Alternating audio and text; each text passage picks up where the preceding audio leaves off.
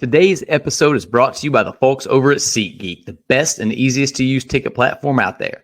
They take the confusion out of buying tickets using a 0 to 10 scoring system and a green is good, red is bad color rating system so you and your loved ones get the best deal possible.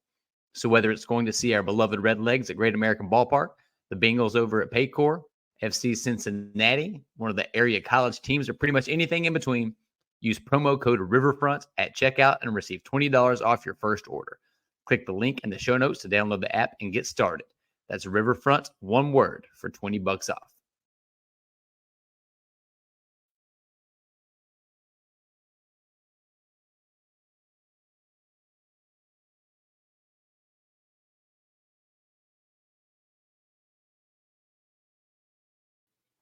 Hello, everybody. How we doing? Happy Thanksgiving and welcome to the 7th edition of NBA Friday here on the Riverfront U Network, our passion project show in the Riverfront podcasting feed.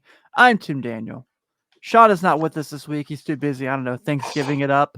But Parker and I were like, we did our thing. We ate our food. We're not missing the show. So Parker, how you doing, buddy? I'm doing pretty good, Tim. Doing pretty good. How was your Thanksgiving, man? It was good. Would see the wife's family, hung out with the in-laws. Took Irish down. She had a great time. Did not nap as much as we'd like to today, but she's finally napping now, or hopefully sleeping through. So, it was nice. How about you? Pretty good. Ate some turkey, fell asleep for a few hours, and watched some football. So a good Thanksgiving. There you go. That's the way to do it. So we're gonna kind of talk a little bit here about. We're gonna start the episode this week talking about some of our favorite rookies, not named Chet Holmgreen or Victor Wembanyama. We've looked at this year. We're gonna relive the 2016 NBA season and see if we can make the case if it's the greatest NBA season of all time, because I think it has a case. So we're gonna talk about that. And then with Sean being here, we're still not being here. We're still gonna do the starting five. We're just gonna do a little different. Instead of doing a snake draft, we're gonna go back and forth to pick our top 5 possible in the league right now. I took like a quick second to look at the Ringers list of their top 100 players, and for the most part, I think it's pretty fair. But they said LeBron at 12, and I get what they're saying. I'll be honest, I still think he's top 5 in the league. To be honest with you, I think there's playing 2 like it. players better than him. Maybe like I would go Jokic. Jokic is the only player I think he doesn't have an argument that he's better than right now. Legitimately, the only player he doesn't have an argument. I mean, I have him in our Riverfront Fantasy League, and every day it's like 75 points, 65 points, 81 points. It's like legitimately, he's not getting worse. Right. He's healthier too, and that plays a part.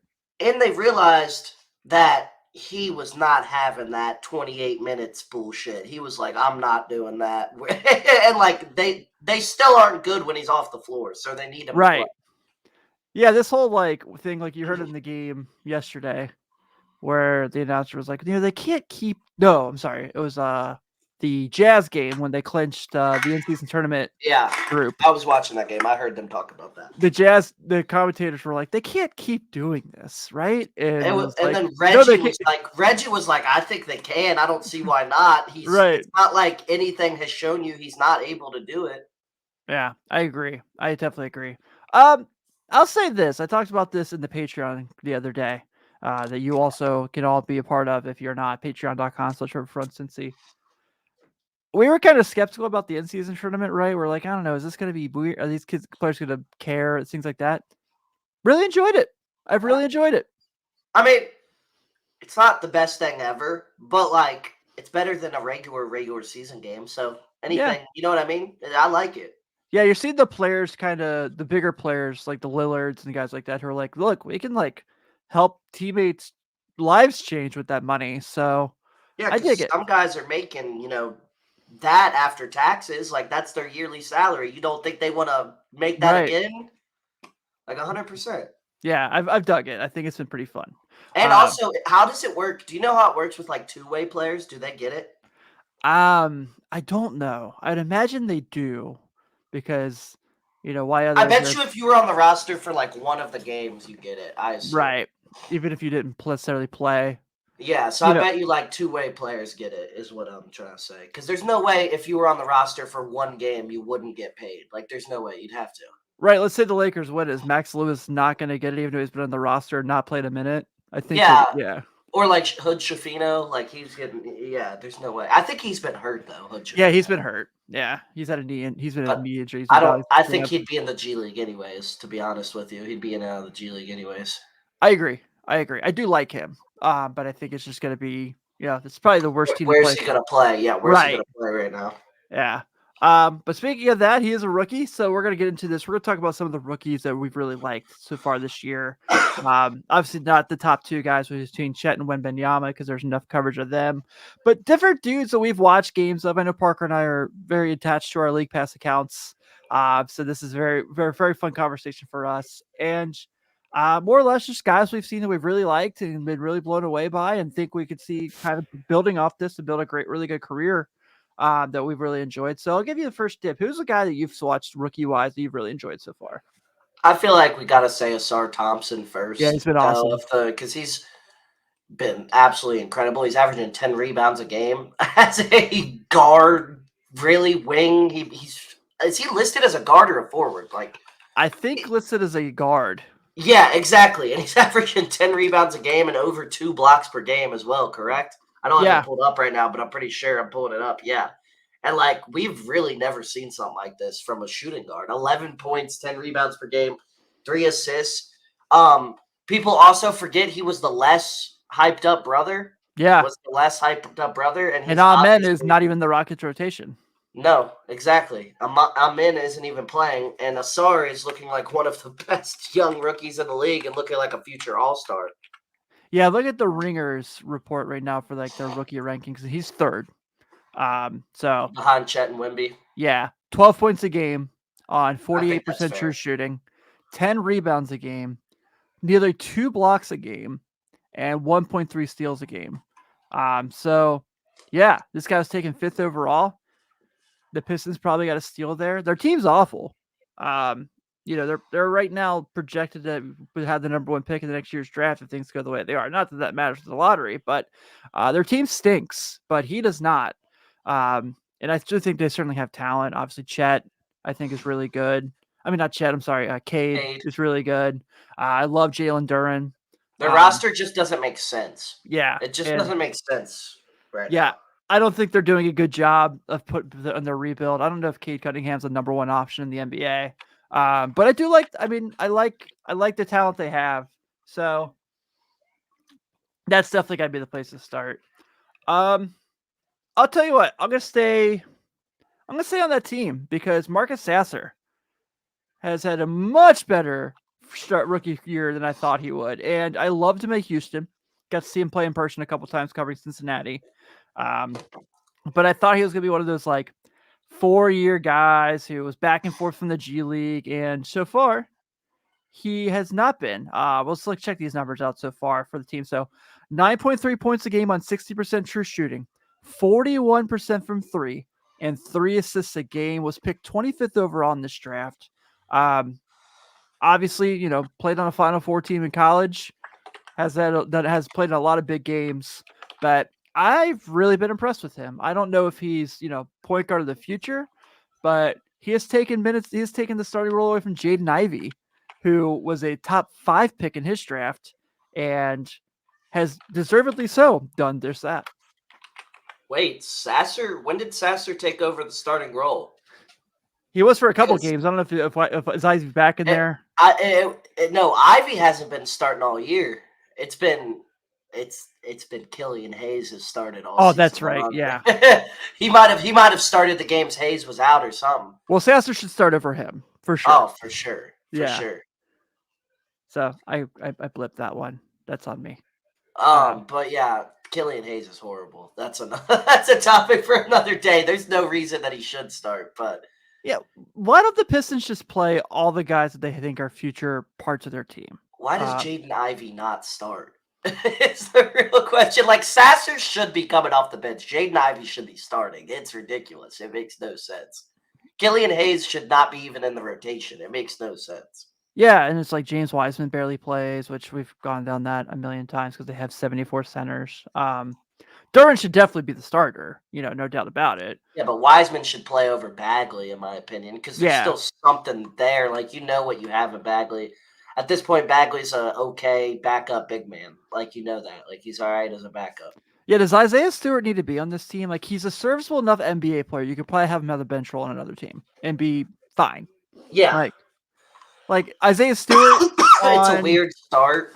Yeah, Isaiah Stewart on Orlando, as a backup big in the rotation, solid. Here, don't need it. No, 100%. Yeah, I agree.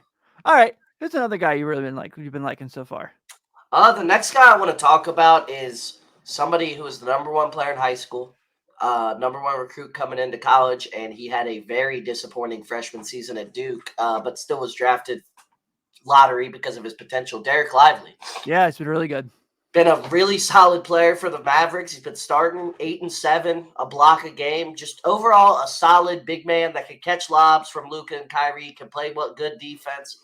And he just does what's asked of him. He's not doing anything special. He's not been special out there. But he's fitting in his role. He's doing a good job in his role. And he's just been an extremely efficient finisher at the rim and been real solid. So, yeah, I'm going to go with Derek Lively there. I've loved what he's done. It's on wax. I was not very high on the Mavericks going to the season. I still think they are a team that'll probably get knocked out in the first round of the playoffs. But I do like what they've done with Kyrie and Luka and him. Though Luka is basically James Harden. Like, he's just miserable to watch play basketball. Though very, very, very, very good. But yeah, Lively's been awesome for them. You could tell last night. I mean, the Lakers made that big run to get back in the game. After he got hurt, was when they kind of started making that rush to get back in there. And obviously they came up just a little short, but Lively's been terrific. Like I said, just catching hoops, playing good defense, protecting the rim. That's all they need from him. Yeah, I've really liked him. Yeah, he's been doing his job at an elite rate for sure. Like I said, nothing special, but he's just done his job. Yeah. I remember when I saw he was going to start, I went, is he ready for that? And he's been ready. Yeah, because he was not good in college. At all. Yeah, I agree. Not good. He was a huge disappointment in college. Yeah, I definitely agree. And yeah, he's been really solid so far. All right. I do want to talk about this one because I think this has been kind of a low-key, under-the-radar, solid player. Again, team kind of stinks, but this player has not stunk. Keontae George of Utah. Just a point of emphasis defender who can protect who can protect the perimeter. 8 points a game, 30 assists, 30% shooting from three. Obviously, it's not going to be great, but 5 assists a game, nearly 3 rebounds. Just a really creative guy with the ball in his hand. You can see how much he cares. He's ultra competitive. I mean, the Lakers blew them out the other night, and you can still see him fighting like hell to go get the ball and try to make things happen, to try to get a spark going. I think he's just going to continue to get better. Has NBA talent written all over him. Obviously played at Baylor, so has been at a high-level college basketball program. But I think he's been a lot of fun. He's definitely been one of the reasons to watch the Jazz, and a very limited reasons to do so. So, yeah I've been a big fan of his so far. I agree with you. Keontae George was a really good college player. He's definitely kept that going into the NBA early on. He's earned a starting position. He didn't start off as a starter this season. Worked his way into the starting lineup, and he's been a really good facilitator for that Jazz offense and not turned the ball over a lot. Less than 2 turnovers per game. Yeah, I like him a lot. I think I don't know what to think of them, because I'm shocked they got worse, in the sense that last year, even though they were supposed to start their rebuild, they really were very, very competitive. I think they won 39 games last year. Yeah, they almost made the play-in. Yeah. Probably could have made the play-in if they didn't kind of seem like they just tried to stop winning the last 3 weeks of the season. Right. Also, first 20 games of the season, they were the 1 seed in the West. They were 14-6 with that roster. And honestly, this year's roster, I think, is better overall I do than too. last year's roster. I'm starting to think about it. Maybe not. Because you did have Mike Conley to lead your team. True. You did have Malik Beasley pre-trade deadline, because they were really good before the trade deadline, and then they kind of shipped some people off. Jared Vanderbilt was on that team pre-trade deadline. They had a really good roster last year, weirdly, actually, with just a lot of really good role players. I tell you, those black and yellow jerseys are some of the worst NBA jerseys I have You don't like ever those? seen. I like those. Hate 'em. I like the white ones too. I like those simple ones. I love when they wear their version, their current version of the throwback Mountain jersey. Throwback purple ones, yeah. I those like are that, sick. but yeah, I'm not a fan. Not a fan. Feel like it was like made on like my team. Really, I like their rebrand. Honestly, Yeah. I like it better than their old jerseys. I hated those Oh, old yeah. jerseys. I didn't like those. The ones History-wise- Gobert and Donovan Mitchell wore. Yeah, history-wise, they haven't been a good jersey team. No, but those mountain ones are sick, Yeah, I agree. Those will always play for me. Those will Yeah. always be in effect for me. and they wear them a good amount. So Yeah. All right, you got another guy. What do you think? We go 2 more each. we can do that. 2 more is good. I'm gonna go with Jordan Hawkins. Love He was Jordan a guy I was Hawkins. super high on before the draft. Like I really liked Jordan Hawkins a lot before the draft. He just had NBA 3-and-D wing, gonna make Mhm. $30 million a year to the moon. Like Won a that's what I national saw. title. Like that's what I saw from him, and his shooting ability is translated 36% from 3 on 8 attempts per game. So crazy volume. I mean, if this guy eventually shoots 40 from 3 on 8 or 9 attempts per game with playing good defense, like this guy's going to be very coveted in this league and going to make a lot of money. Like I don't see all-star from him, but I just see absolute just Mikal Bridges and Phoenix type player. You know what I mean? Like just all around the best role player you can have on a team. Yeah, I think if you look at the career trajectory of Eric Gordon, that's perfect for Jordan Hawkins. Yeah. Yeah. I didn't mean to interrupt you. I'm sorry. No, you're good. That's a good call. That's a good call for sure. Only difference is Eric Gordon pre-injury probably was going to be an NBA just all-star perennial Legend. But then once that knee went out and he just wasn't as athletic, he became a spot-up shooter. But yeah, I think Jordan Hawkins has been awesome as a player.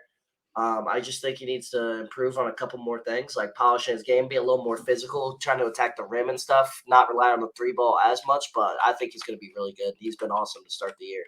Yeah, he has. I'm going to take a leaf from Sean's book here. Talk about someone for the Orlando Magic. Anthony Black has been so freaking fun. First off, he looks like he's like 14. That was what I was about to say. He looks so young. Yeah, definitely looks 14. Does not care. We'll fight. We'll argue with refs. Gets in their faces. Got a couple texts already to his name this year. I like it. But Orlando's put him in the starting lineup of late because of Markelle Fultz injury, and two-way guy. I mean, he's everything he was at Arkansas. Two-way guy, not the best shooter, but is a good scorer. Super athletic. Basketball IQ is pretty great. There was we've referenced them games of theirs like 3 times now already, but they had that game where they beat the Lakers pretty bad earlier in the year, and he started.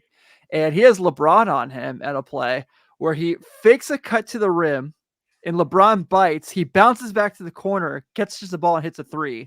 I think that he has a ton of talent.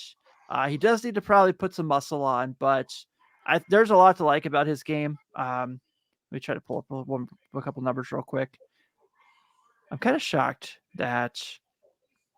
Where is he at? Here he is. So 38.5% from 3, and just a defensive. The word that's used, I would say, the defensive, like just annoying guy to play against if you have the ball in your hand. He's real crafty. I like him a lot. Agreed. I think Anthony Black's a really good player, really solid player. I just think he's kind of he has, in my opinion, Tyus Jones vibes to me. Like he just seems like he's a steady point guard, but like a bigger Tyus Jones. I don't see like star from him. I'm gonna be honest. I don't see star. I think he has, because like with a lot of guys, like there's very boom or bust players. I think he has a very low or very high floor with not that high of a ceiling. Like I think he's gonna be a very solid player for a long time, but I don't see him. You know what I mean? I don't see him ever taking a different leap. I think this is kind of what you're going to see, but he's going to improve on efficiency, going to turn the ball over less, stuff like that. Yeah.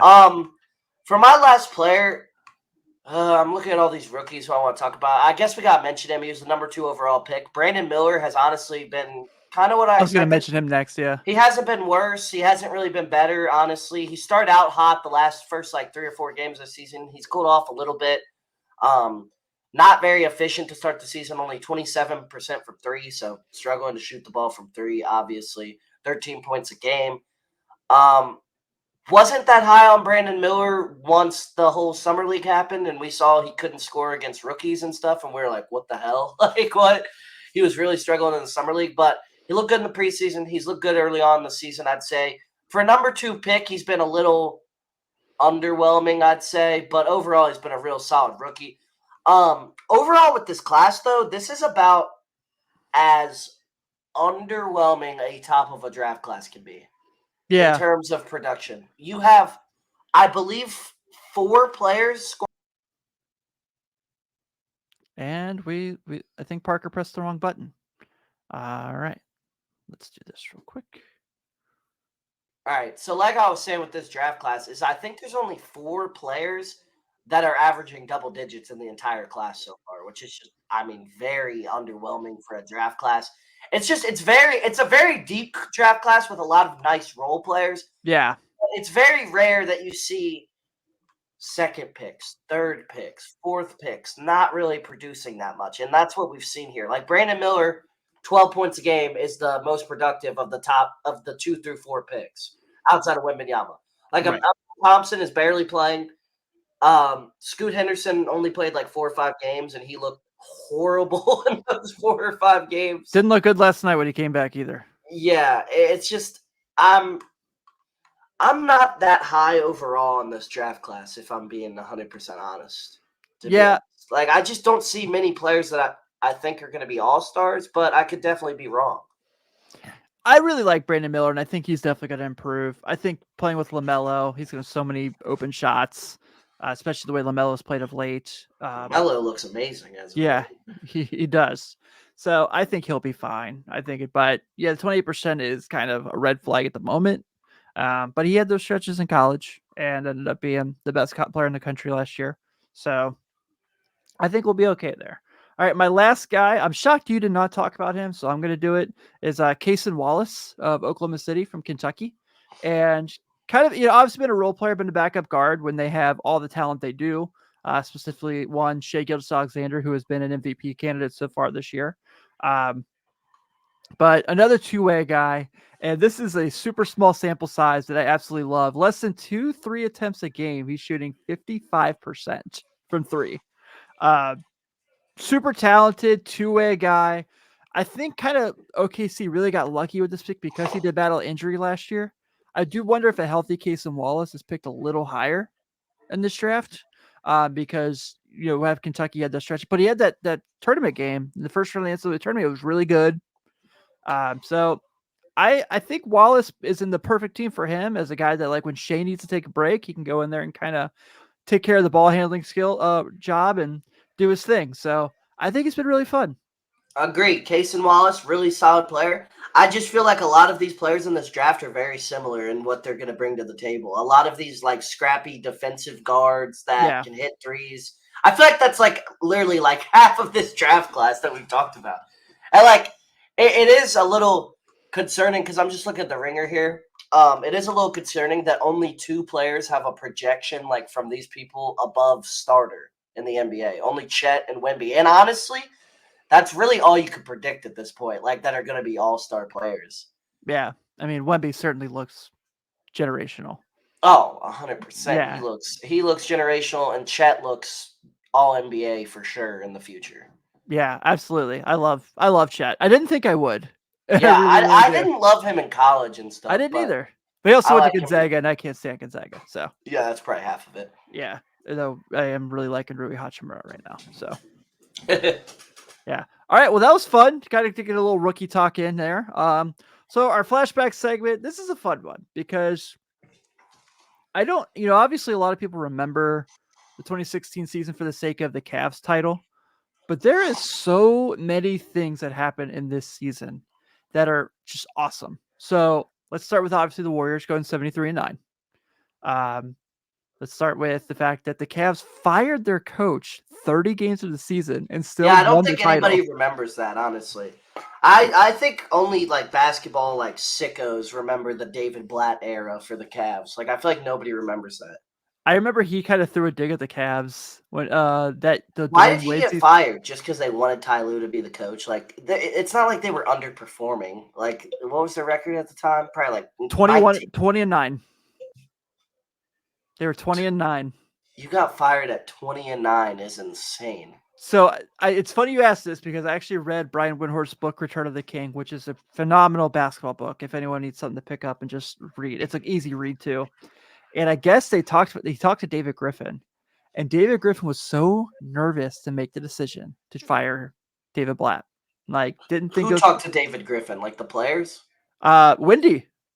Oh, Wendy was asked about it, and I'm sorry, they were 30-11 when the deal happened. When the fire, much worse. Yeah. 30-11. Yeah, they were over under a 56.5 going into the year. They won 57 games. So, so I guess he was like, something's just not right. They were 30-11, but he was like, something is just not clicking. And so I guess they went to Ty Lue and like, look, hey, here's the deal. We're gonna fire David. We're promoting you. Do you think you can take this the rest of the year?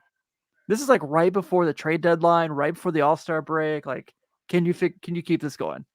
And he did, obviously. Obviously that's Kobe's last year, and his last game is so memorable for the 60-point game. Say what you will about how little defense the Jazz played in that game, and it was pretty obvious after in the second half how much they were just like, "Oh man, he's wide open." Okay. But some of those were some tough shots. Oh, for He sure. was making some tough fadeaways and stuff. My thing over that, like if it's gonna be more like on the defense, my thing more than that would be he shot like 22 of 51 or something. Right. More than the defense, people. Because if you remember the game, he started off like 2 for 15 or something. Yeah, in it the didn't first start quarter. well, and they got hot. But you could tell early, like he was just gonna shoot every time down the floor. It was a very fun game. I don't think they weren't playing defense. I think they weren't double teaming and stuff, and they were just leaving him on an island, even though he obviously was making a lot of shots. Yeah, and also at that same point, the Jazz were out of it at that point. They were just eliminated.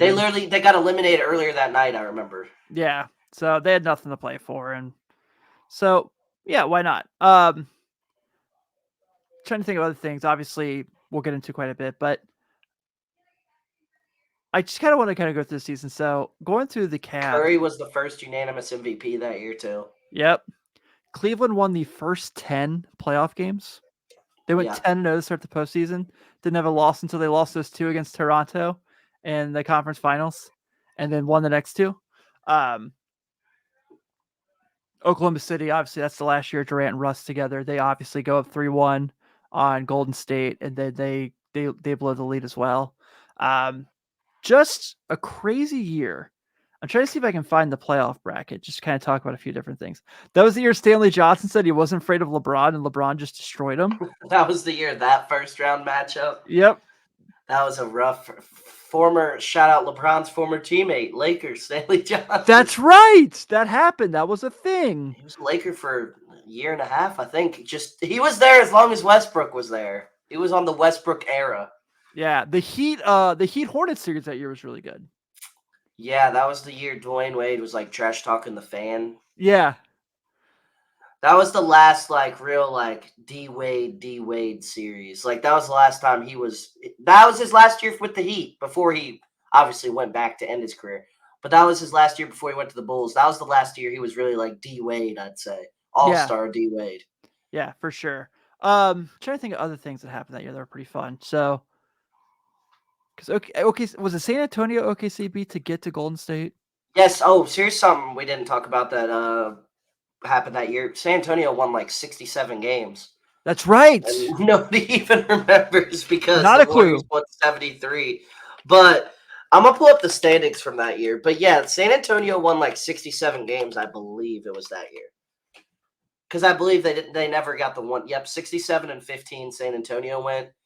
That was your Raptors were 56-26. That was the whole regular season Raptors team. Honestly, Portland was sick that year. It wasn't even like the Raptors were only a regular season team though. They just couldn't beat LeBron throughout that whole era. Like they were whooping on everybody else in the East. They just couldn't beat LeBron. That was the second to last playoff series for Paul George in Indiana. They took Toronto to 7 and lost. Yeah. Houston Golden State was a 5-game whooping.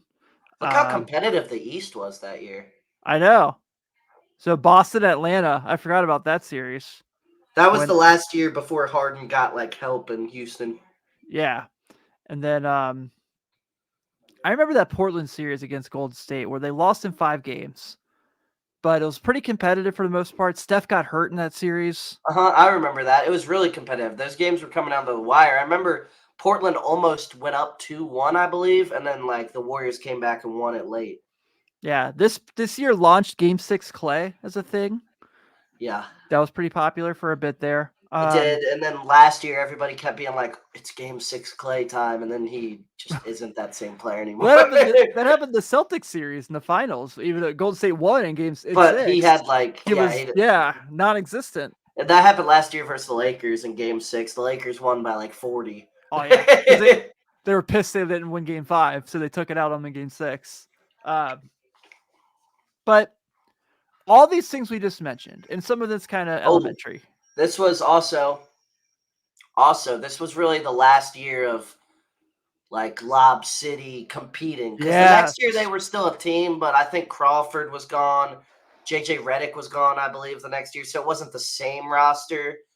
And in this series, this is the infamous series where Blake Griffin and Chris Paul both broke something in the same series. I think Blake Griffin broke his wrist. Yeah, that's right. I don't remember what Chris Paul did. I don't know if he broke something. He got injured. I forget what injury Chris Paul had, but they both missed the rest of the series.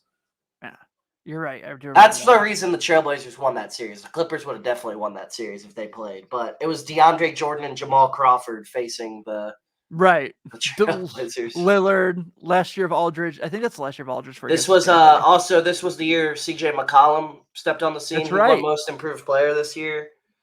I'm trying to think of what else that happened this year. It was the Porzingis. Was it when everyone started calling him the Porzingod? And we thought he was going to be the next dude.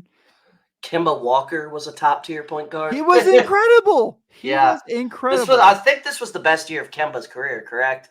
Yeah. At least like team-wise and like success-wise. Like he led them to a good record. They were a good team that year. Everything. Also, that Heat team was really fun that year. That Heat team was really solid.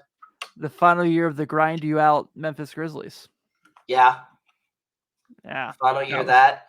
That wasn't the final year of the full team, though, right? Because Gasol and Conley were there for like 3 more years, I think. 2 or 3 more years, right? Yeah, this was like right before Vince goes to Sacramento. This is Zebo. Matt Barnes is on this team. Birdman's on this team. Lance Stevenson's on this team for a very short time. Was this the last year of Chris Bosh? Was this the year he got his started having his problems? I think it was the year before. Let me triple check that just to make sure. You might be right. No, he was on the roster. Yeah, I remember. They had Amari Stoudemire that year. Let me check. Yeah, this was the year. Yeah, Chris Bosh averaged 19 and 11 that year. Yeah, that was so 19. No, 19 and 8. Sorry, I was reading something else for 11. Yeah, the Bulls were this close to making the playoffs that year, and then they fired Tibbs. Who was on the Bulls team then? Just That's Jimmy Butler, Rose. Rose was still on the roster. Rose is decent that year before he gets traded to the Knicks. That's his last year before he went to the Knicks, right? Yeah. Noah's still on the team at this point, but he's having all the injuries because of those French sneakers that he was wearing. Yeah. I'm looking at these. We didn't mention. Was this is the worst team in NBA history? Was this season? The 76ers went 10-72. That's right. I know the Bobcats at the time won less games than that, but that was the lockout season. This is the worst winning percentage ever. Yeah. 10-72 Sixers. This is the year before Embiid finally plays. This is the year. Yeah, this is the year they draft Ben Simmons with that number 1 overall pick after this season. That's right. So the Bulls won 42-40 that year and just missed the playoffs by 2 games because Detroit obviously goes on to play the Cavs and lose in the first round. In the Western Conference, you saw, so it was Golden State, San Antonio, OKC, the Clippers, Portland, Dallas, Memphis, Houston. Utah misses by a game, like we talked about earlier. Mm-hmm. The Lakers that year, Kobe's last year, they won 17 games. Yeah, they were bad. That was the D'Angelo Russell Swaggy P year of That was the cell phone incident. incident. Yes, that no one ever wants to talk about ever again, and I don't blame them. Yeah. I feel like that just never gets brought up, honestly. Yeah, probably shouldn't. So Yeah. we're probably the first podcast to bring that up in years. We're bringing back old controversy over here. Yeah. So the whole point of this conversation was obviously that was such a fun year. So much stuff happened. Is it fair to say it's the best NBA season of all time, or should we say it's the best NBA playoffs of all time? I would say it's the best regular season of all time. Also, this is the prime.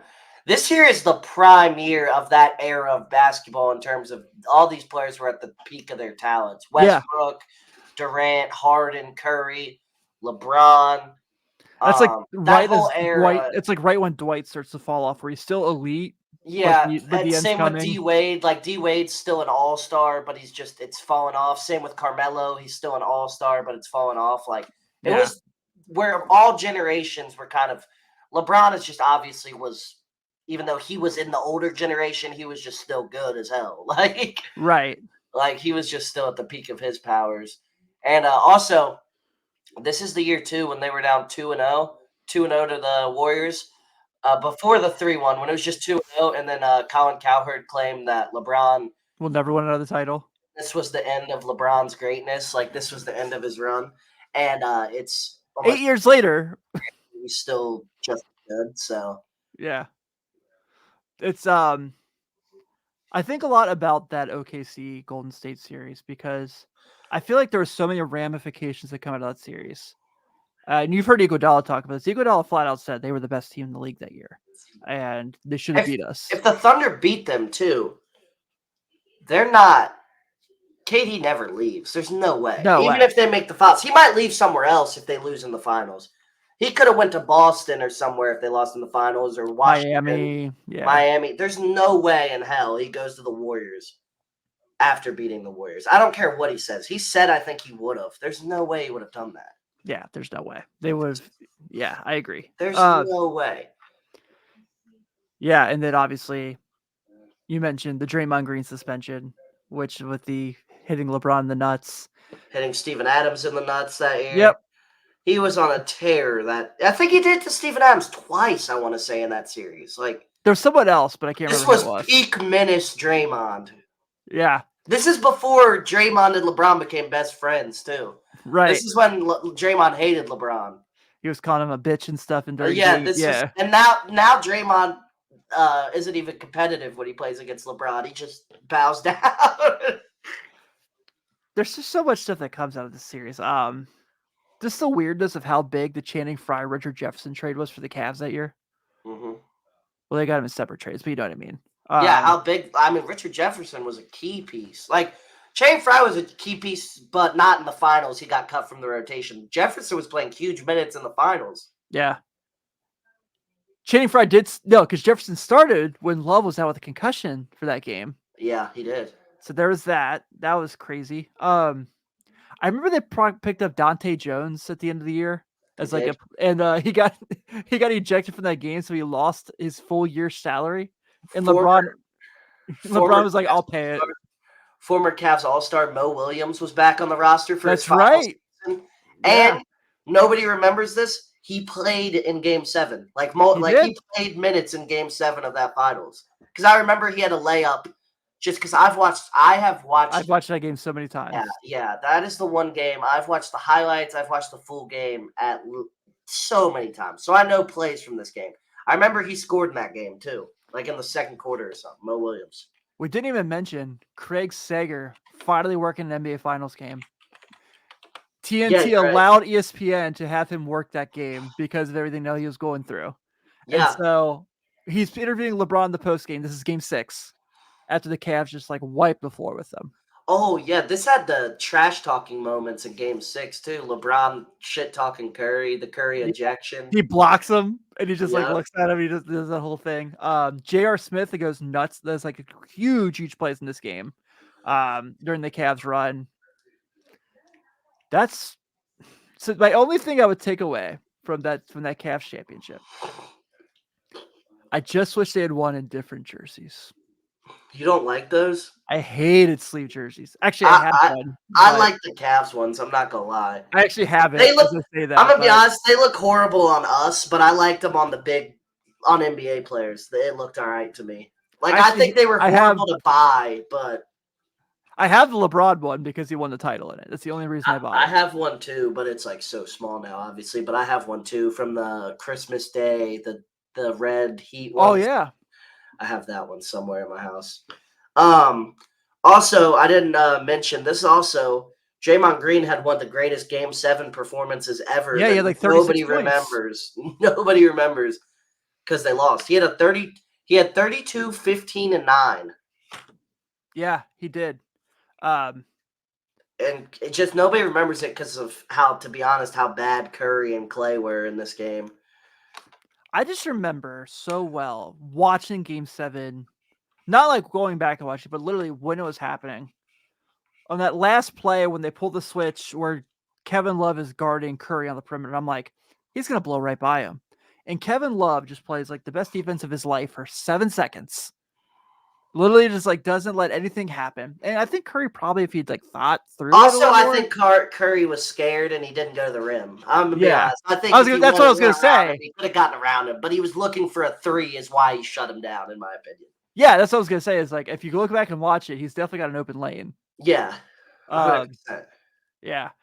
So many funny things just came out of that series. There's the meme of LeBron at practice with his sunglasses on and his earbuds in, and there's the thing that like NBA TV, it's like no teams ever come back from 3-1. There's also where he's wearing the Undertaker t-shirt. Clay said he got his feelings hurt. He just laughs about it at the press conference. Yeah, I'm not gonna lie. This series overall, like I was not a fan of these guys. Like as a kid growing up during this, and I was the biggest LeBron fan in the world. I hated the Warriors. I hated them. I used to hate them too. I hated them. I have more respect for them now. But until they won that 2022 title and Curry won that Finals MVP, I was never going to think of Curry even in the same conversation as like Magic Johnson, because the 2 times he had to do it on his own, people forget 2015 he wasn't that good, and they barely beat a Dellavedova LeBron-led Cavs team. In 2016, he was outright horrible in those 2 series. So like, he was great in those 2 Kevin Durant series, but you had Kevin Durant. Was the best player on and he really wasn't, though, because there's that game. It used to frustrate me back then because at this point, people were calling Steph Curry the best player on the planet. I know. Over LeBron, which was ridiculous. Which is in that same book. LeBron's like, there's no way people think he's better than me. Yeah, because you could just tell physically watching that series, like, this guy had multiple games under 20 points in that series. And LeBron every single night was dropping 30, 40, triple-double. And it's just, it was crazy that was the view from people at that point. So, interesting stat about, we'll move on from here and we'll kind of give our verdict. But interesting stat about the LeBron versus Steph Curry postseason rivalry. I know one of these guys did it in different circumstances. Each guy has eliminated the other 3 times. LeBron eliminated Curry in the 2016 playoffs, the 2021 play-in, and last year's playoffs. The 2016 finals, sorry. Curry did in the 2015 finals, the 2017 finals, and 2018 finals. So each guy has knocked each other out 3 times. So we need one more Lakers-Warriors series before these guys are done. Yeah. We need to know who's the true... Technically, though, I'm not going to lie. LeBron's only knocked him out twice. Because the play-in, they had another shot. They got to play. Oh, you're right. You're right. Actually, I'm wrong then. Yeah, they got to play the Grizzlies. They lost Memphis. Yeah. Yeah. That was the night before my wedding. Really? I watched it in the hotel. Yeah, because they had that just choke job to the Grizzlies. Ja went crazy for like 2 quarters. Like second. This was before Ja was even like an all-star. This is like second year Ja. That year is one of my favorites to watch. That's a good playoffs, year. That 2021 year. I think it was just because fans were finally back, so it was just more exciting seeing people in the crowd and stuff in the playoffs. Yeah. But that 2016 season, I'd say it's got to be argument to be the best season ever. At least in my lifetime that I remember, it's got to be the best season ever. I can't vouch for anything I didn't watch. Right. I just can't. But I'd say in the social media age where every game's available, you see every game, you hear about it, Twitter's a thing. I'd say in the social media era, which really is all because I just don't think there's even an argument for stuff before you could watch every game. You get what I'm saying? Like, at least 90s and on, I feel like has to be your argument. Like, where you had access if you wanted to watch the games and stuff, or at least see the primetime games and stuff like that. Because, like, I just don't think you can just look at stats and argue this because there's so many moments we enjoyed watching games or reading articles, seeing stuff on Twitter. There's so many, like we talked about here. We talked about all those memes of LeBron during that series. Like, that's just stuff you wouldn't get in a previous time and everything. But I don't know. I definitely think this was one of the best series ever for sure. Yeah, because obviously everyone's going to talk about the 96 Bulls, and I get it. But no one could compete with them. Like, they were just that much better than everybody. So they played the Heat in for the first round, blow them out of the water. Just no chance. Did they play that year the Sonics? That was the year they beat the Sonics in 6 when Gary Payton was like saying that he stops Michael Jordan. And Michael Jordan was like, I don't think so. They were up 3-0 though, right? And then the Sonics came back and took it to 6. I believe is what happened. Yeah. Pretty sure. Yeah. What else was that? So they sweep Orlando. It's the end of Shaq in Miami. He goes to the Lakers the next year. It was just it's a fun year, but nothing like this. That was the year the NBA was at its height as far as talent, as far as attention. There was nothing like that year. Also, I didn't mention, I believe this was the year the NBA had a massive spike in scoring.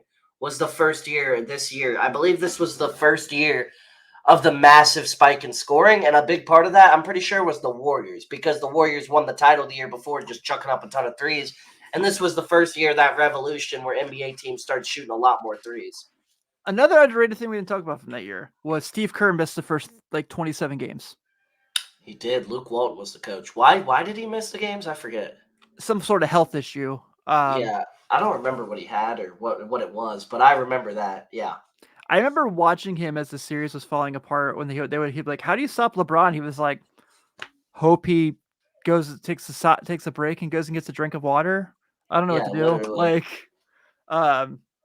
Yeah, and Kyrie, of course, hits that shot. There's that one game in that series. Skip Bayless, also Skip Bayless claimed Kyrie should have been the Finals MVP. Yeah. When games 1 through 3, Kyrie was horrible, or games 1 through 4, he was pretty bad, honestly. He wasn't doing very good. And then 5, 6, 7, he was really good. But the first 4 games, he wasn't that good in that series. Was 5 the game where they both had 41? Or was it 6? Yeah. 6 is the game LeBron had 41 still, but not Kyrie. 5, they both had 41. That was I will say game 5 was the greatest individual performance, talent-wise, I've ever seen on a basketball court by Kyrie Irving. I have never seen anything like that in terms of the moves he was putting on defenders, the difficulty of the shots he was hitting, everything like that. Like, the dude was just a straight bucket getter. Like, they were crazy shots. My favorite Kyrie shoot that year, too. The Kyrie 2. Kyrie 2. I like the ones the best, honestly. I like those ones. Yeah, those would probably be my favorite. Or the 5s were good, too. The ones with the SpongeBob pack and everything. I had those, yeah. Very short time, but I sold them because I saw how much they were going for. But yeah, those were nice, too. He had a bunch of collabs that year with different – those were nice, too. Yeah. I don't know. Yeah, I just think the NBA was at its peak at this point. I do, too. I think this year has the potential to be that. I really do. With how also are. We didn't even mention, though, the parity in the NBA was horrible at this point. Horrible. Yeah. Like, there was no parity in the league. This is not the worst. The worst, I'd say, was like 2017. The next year was the worst the parity got. Durant goes to Golden State. And the Cavs were just obviously way better than everybody in the East. So it's just kind of like people forget that 2017 Cavs team probably would have killed the 2016 Cavs team. That team added some players on that team. Like Kyle Korver was added to that team. You had a bunch of good role players. Darren Williams randomly was there for a hot minute. Darren Williams, yeah. Who was actually, he was still a really solid, backup point guard at that point. Hasn't played in the league since. Yeah, I think he just kind of went out on his own terms. That was the year Andrew Bogut played a minute for the Cavs. Yeah. Because he broke his leg in the first minute. Yeah, you're right. You're right. I completely forgot about that. The Cavs signed Andrew Bogut, didn't they? Yeah. And they were like all excited because he was be the backup big to Tristan. Checks in the game and breaks his leg immediately. Yeah. That's wild. I completely forgot about that. And there were Because Warrior fans who were like, "Karma." And I'm like, that's a dick move. that's the year.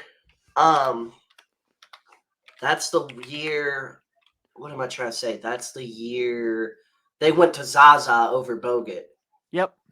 They went to Zaza over And Bogut. Zaza won the championship because he got Kawhi injured.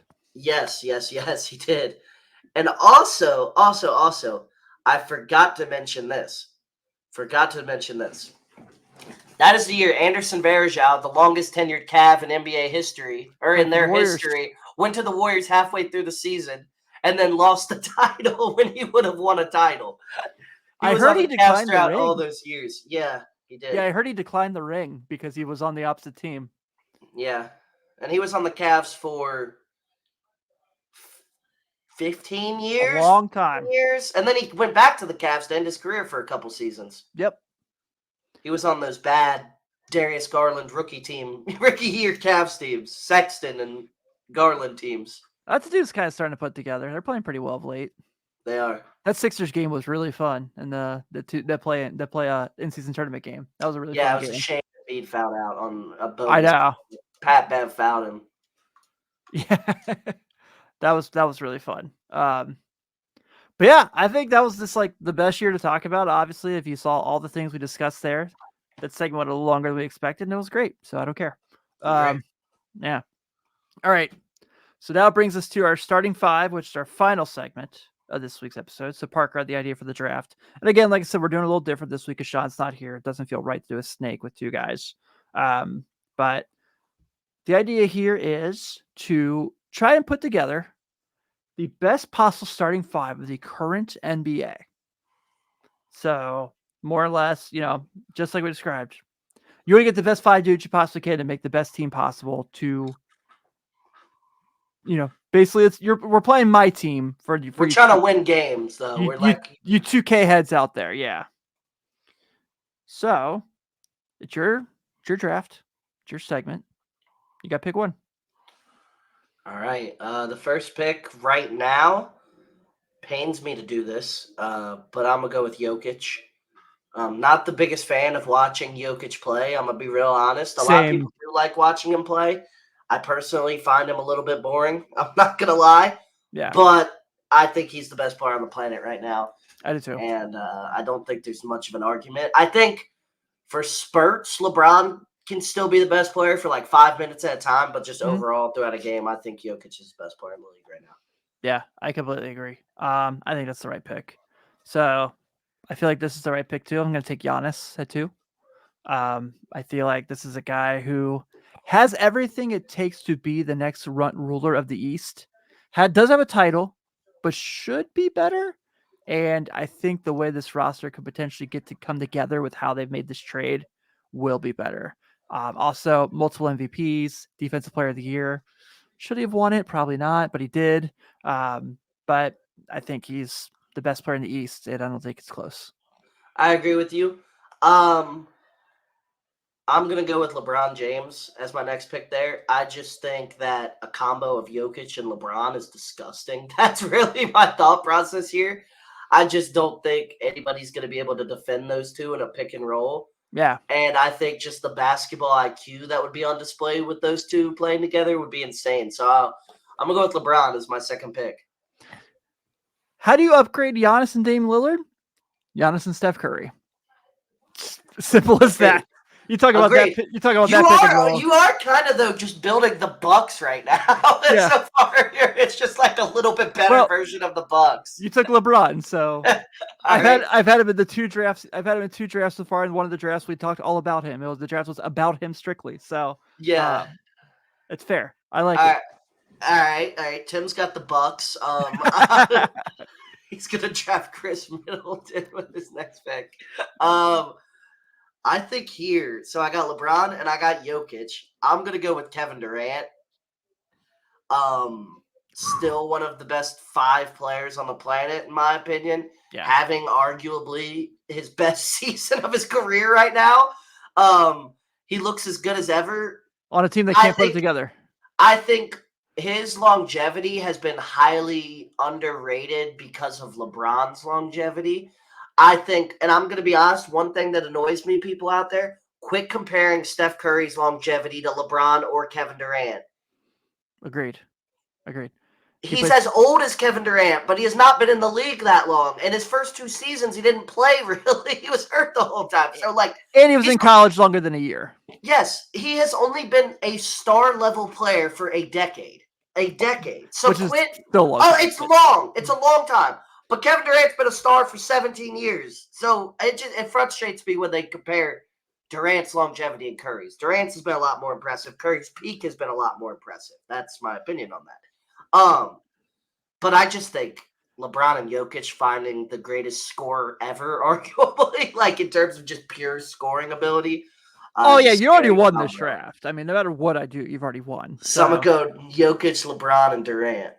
All right. So I've got Curry. I've got Giannis. I need another wing that I can put next to Giannis and feel comfortable on the 2-way. So give me Jason Tatum. I like that pick. Because I think Jason Tatum is for sure going to win an MVP at some point. Maybe not this year, but he will. He's on the best team potentially in basketball. You can probably make the case for the best team in basketball right now. I'd say they are. And he's the best player on the best team. So yeah, I feel like that's a very solid reason to put him there next to Giannis and having Steph Curry there to kind of get the game started for him. I think Tatum has become one of the 3 best ISO scorers in the NBA, behind Durant, obviously. And who the hell did I have up there already? Not Harden anymore. Certainly not Harden anymore. Maybe PG. I still really like PG in the ISO quite a bit. I think PG is so tough, honestly. I do too. I think he's their best player. We talked about this before, but they need to let Paul George go to work more instead of trying to make Harden and Kawhi and Russ happy. I agree. I completely agree. All right, your 4th. Okay, I think I'm going to go with a guard here. Actually, you know what? I'm just making the 2K cheesiest squad you can ever make. I'm taking Anthony Davis as my power forward. The best defender in basketball, I'd say, is fair to say. I agree.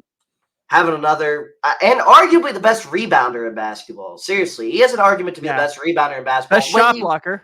Best shot blocker, arguably the best rebounder. Some nights he just still doesn't show up for some reason on offense. It makes no sense. He'll go for 38 points and 22 rebounds. He looks like the greatest player of all time, and then he has a game like last night where he drops 10. And it's like, what? Yeah. It's like, you score so easily. What are you doing? But just based off his defensive presence alone, he's the best defender in basketball. He plays better offensively throughout his career consistently when he plays power forward too. He's shown that. And he'll be my 4. So LeBron, KD's at the 2, I guess. LeBron at the 3, Anthony Davis at the 4, and Jokic at the 5. I like it. All right, so I'm gonna go Joel Embiid, defending MVP. Put him next to Giannis and Tatum, and you have Curry for when Giannis takes a couple plays off to run a little pick and roll with as well. Embiid still has that ability to pop up to the top of the key and hit threes, and I don't know how he does it, but he does it, and he's been even better with just role players around him than he was his MVP year, and he's probably going to be 3rd or 4th in votes. Maxey's better than Harden last year, in my opinion. I agree. So, I don't know if you could say that, though, that it's role players, because I know he hasn't made the All-Star game yet, but this dude's averaging damn near 30. Yeah, he's going to make it this year. He's for sure going to make it this year. He might be All-NBA's 2nd team, the way he's playing. Seriously, he's been elite. Yeah, that's true. He's better than Garland now, in my opinion. Yeah. He's got a case to be just as good as Donovan Mitchell a lot of nights. It's a tough. He's got to do it for a full season first. I take him over Mitchell because Mitchell has a tendency to miss about 13, 14 games a year. Yeah. Yeah. For sure. All right. Now the fun begins. For my last pick, this is where it gets a little there's a lot of guys that could go here, spot. It's not as cut and dry for the top 8. I feel like is 8 to 10 is really obvious.